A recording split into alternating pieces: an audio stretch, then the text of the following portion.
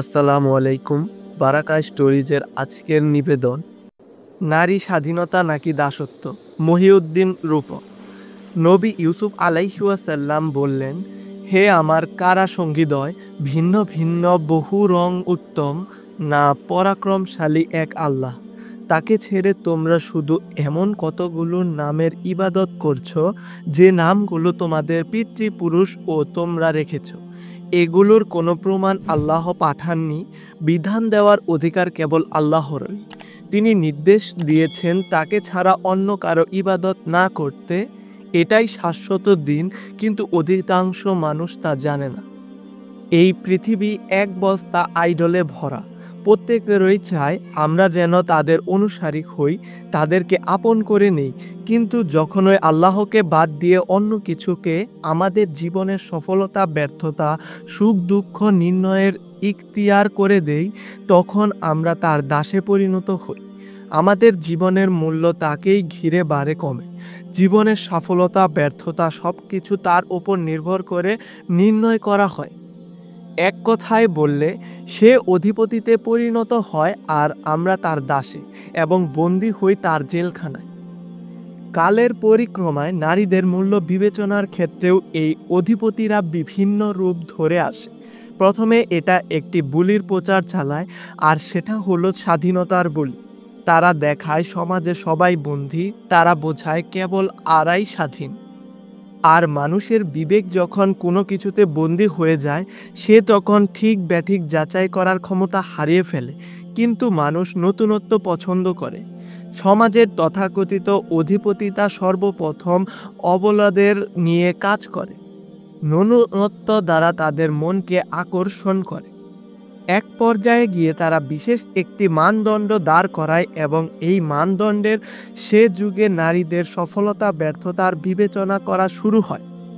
এসব প্রোপাগান্ডার মধ্যে সবচাইতে বেশি প্রভাব ফেলেছে পুরুষ আইডল, অর্থাৎ সর্বক্ষেত্রে পুরুষের সমপর্যায়ে থাকার নীতি, জেন্ডার ডিসক্রিমিনেশন বা নারী পুরুষের শারীরিক এবং মানসিক বৈষম্যকে নেতিবাচক দৃষ্টিতে দেখা, এবং এই বৈষম্য থেকে বেরিয়ে আসার জন্য জাতিকে যুদ্ধ নামানোর মতো প্রোপাগান্ডা এভাবেই ছয় লাভ করেছে সমগ্র পৃথিবী জুড়ে।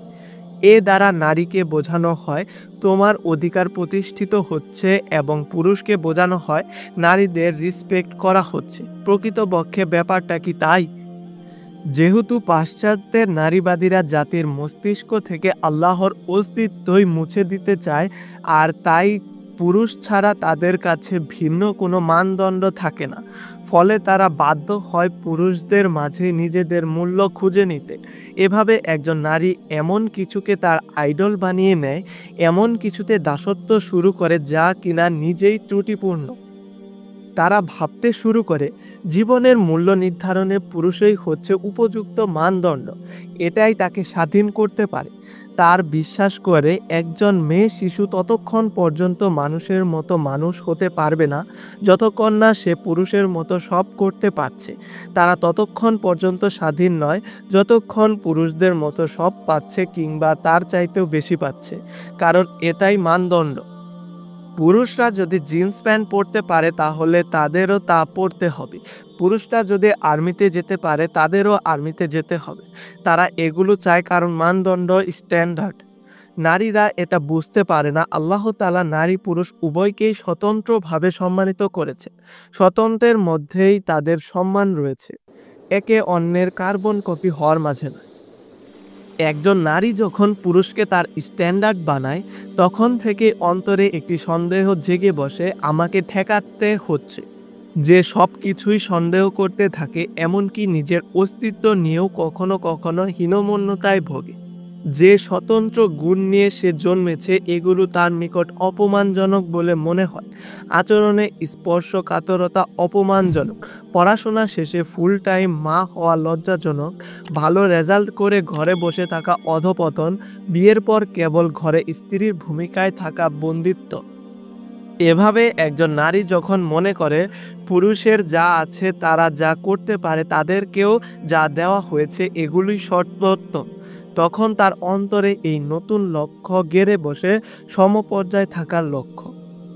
নারী তখন দাবি করে একজন পুরুষ যদি এগুলো করতে পারে তাহলে আমরাও এটা চাই। যদি পুরুষেরা ওড়না ছাড়া চলতে পারে তাহলে আমাকেও সেভাবে চলতে দিতে হবে। পুরুষরা ডিভোর্স দিয়ে দিতে পারে তাহলে আমাকেও এ অধিকার দিতে হবে। যদি পুরুষরা ঘরের বাইরে কাজ করতে পারে তাহলে আমিও করতে পারি। যদি পুরুষরা আকাশে প্লেন চালাতে পারে তাহলে আমিও চালাতে চাই। যদি পুরুষেরা পাবলিক স্পিকার হতে পারে তাহলে আমাকেও হতে হবে। যদি পুরুষরা অন্য দেশে ডিগ্রির জন্য যেতে পারে তাহলে আমাকেও যেতে হবে। যদি পুরুষরা কাঁধে কাঁধ মিলিয়ে চলতে পারে তাহলে পুরুষই স্ট্যান্ডার্ড। যে এসব করে আর ভাবে সে স্বাধীন, কিন্তু বাস্তবতা হচ্ছে সে বন্দী। আমি এই লেখার মাধ্যমে নারীদের ছোট করার চেষ্টা করছি না মোটেও, বরং এসব যে একটা নষ্ট সমাজ ব্যবস্থার ফল সেটাই বোঝাচ্ছি। ছোটবেলা থেকে মেয়ে শিশুদের মনে এই বীজ বুনে দেওয়া হয়। পরিবেশ পরিস্থিতি তাকে এমন করেই ভাবতে শেখায়। সে হারিয়ে ফেলে স্বাধীনতার মূল চাবি। কোথায় একজন নারীর প্রকৃত সম্মান তা সে উপলব্ধি করতে পারে না। জীবনের সফলতা ব্যর্থতা নির্ণয়ে কী হবে তার মানদণ্ড, এ নিয়ে সে থাকে দ্বিধা। সত্যি বলতে মেয়েরা এসব নিয়ে ভাবার সুযোগও পায় না। যে বয়সে মানুষ স্বাধীনভাবে ভাবতে শেখে সে বয়সে পৌঁছানোর আগেই তাকে এ ধরনের চিন্তা চেতনার অভ্যস্ত করে ফেলা হয় এবং একটা পর্যায়ে গিয়ে সমাজে প্রচলিত এসব রীতিতেই সে মেনে নেয়। মনের অজান্তেই এই মনস্তাত্ত্বিক যুদ্ধে নারী হেরে যায়। অপরদিকে এই রোগ এতটাই মহামারীর আকার ধারণ করেছে যে দিনে ফিরে আসার পরেও অনেক বোনের মাঝে এর প্রভাব থেকে যায় এবং এটা তাদেরকে একটা পর্যায়ে মডার্নিজের বা ভ্রান্তির জালে আটকে দেয়। হিজাব পরে ছেলে ক্লাসমেটদের সাথে চিল করা, তাদের সাথে আড্ডা দেওয়া, ছেলে বন্ধু রাখা কিংবা বয়ফ্রেন্ড থাকা, পুরুষের সাথে জব করা, হিজাব পরে ফ্যাশন শো করা এবং এসবকে স্বাভাবিক দৃষ্টিতে দেখা ইত্যাদি যে কমন দৃশ্যগুলো এখন আমরা দেখতে পাচ্ছি দিনী সমাজে, এসবের উৎপত্তি ওই রোগ থেকেই এবং এটা তাদেরকে ধীরে ধীরে মডার্নিজমের দিকে নিয়ে যায়। তাদের ভাবতে শেখায় ইসলাম নারীদের পূর্ণ অধিকার দেয় না, কাঠমোল্লায় তাদেরকে এক ঘরে করে রাখে। মুফতিদের কাছে প্রশ্ন আছে, ইসলামের নারীর অধিকার নিয়ে আমি কনফিউজড। সাহাবীগণ যখন কোনো নতুন শহরে প্রবেশ করতেন প্রথম একটি দাওয়াতই নিয়ে যেতেন, আমরা এসেছি তোমাদের মানুষের দাসত্ব থেকে মুক্ত করে আল্লাহর দাসত্বে ফিরিয়ে নিতে। আমরা যদি গভীরভাবে একটু চিন্তা করি তাহলেই উপলব্ধি করতে পারবো এই বক্তব্যের ভিতরে লুকিয়ে আছে অনেক দামি একটি চাবি, প্রকৃত স্বাধীনতার চাবি, যে চাবি দিয়ে ব্যক্তি পাবে সকল দাসত্বের শৃঙ্খল থেকে মুক্তি। অর্থাৎ আল্লাহর দেওয়া বিধানকে স্ট্যান্ডার্ড হিসাবে গ্রহণ করার মাঝে দাসত্বের শৃঙ্খল থেকে মুক্তি মিলবে। মানুষের অন্তরে একমাত্র আল্লাহর কাছে শ্রেষ্ঠ হওয়ার সদিচ্ছা জাগবে। যখন আমরা আল্লাহর বিধানকে মানদণ্ড হিসাবে গ্রহণ করব, সর্বত্র তার রাসূলের এবং রাসূলের সাহাবীগণের নীতি প্রয়োগ করব, তখন সমাজ থেকে যেমন জুলুম বিলুপ্তি হবে তেমনি সকলের পূর্ণ অধিকার প্রতিষ্ঠিত হবে। আর আল্লাহর কাছে শ্রেষ্ঠত্বের ভিত্তি লিঙ্গ নয় বরং তাকওয়া। তিনি বলেন, নিশ্চয়ই তোমাদের মধ্যে ওই ব্যক্তি আল্লাহর নিকট অধিক মর্যাদা সম্পন্ন যে অধিক আল্লাহভীরু। অবশ্যই তিনি সবকিছু জানেন, সবকিছুর খবর রাখেন। এটাই আল্লাহর মানদণ্ডে প্রিয় বোন, লিঙ্গ নয়। তোমার শ্রেষ্ঠত্ব পুরুষ হওয়ার মাঝে নয়। তোমার মূল্য এত ঠুনকো কিছু দিয়ে নির্ধারণের অধিকার কেউ রাখে না। তোমার দেহের মূল্য কাগজের টাকা দিয়ে নির্ধারণ করতে পারে না। আল্লাহ তোমাকে সৃষ্টি করেছেন তার জন্য, তার কাছে সম্পর্ক গড়ার জন্য, তার রঙে রঙিন হওয়ার জন্য। তুমি কি জানো এই জাঁকজমকপূর্ণ দুনিয়া মূলত এক বিশাল বন্দিশালা। এই দুনিয়ার কাছে তুমি স্বাধীনতার আশা করলেও কখনো তা পাবে না।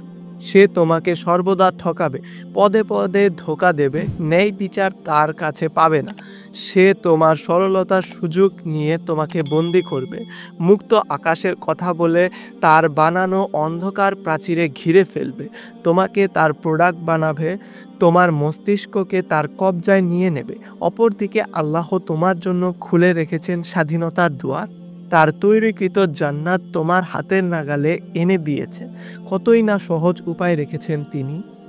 আবু হুরায়রা রাদিয়াল্লাহু তাআলা আনহু থেকে বর্ণিত, রাসূলুল্লাহ সাল্লাল্লাহু আলাইহি ওয়াসাল্লাম বলেছেন, যদি কোনো নারী 5 ওয়াক্ত সালাত আদায় করে, রমজান মাসে সিয়াম পালন করে, লজ্জাস্থানের হিফাজত করে এবং স্বামীর আনুগত্য করে, সে যে কোনো দরজা দিয়ে ইচ্ছামতো জান্নাতে প্রবেশ করতে পারবে। তাই ফিরে এসো সেই পথে, যে পথে হেঁটে গেছেন নবীগণ, হেঁটেছেন উম্মুল মুমিনিন রাদিয়াল্লাহু আনহুমা। তারা রেখে গেছেন অবদান, নারী জাতিকে করেছেন মর্যাদাবান এবং হয়েছেন সর্বকালের উজ্জ্বল নক্ষত্র। তাদের দেখানো পথে ফিরে এসো হে বোন।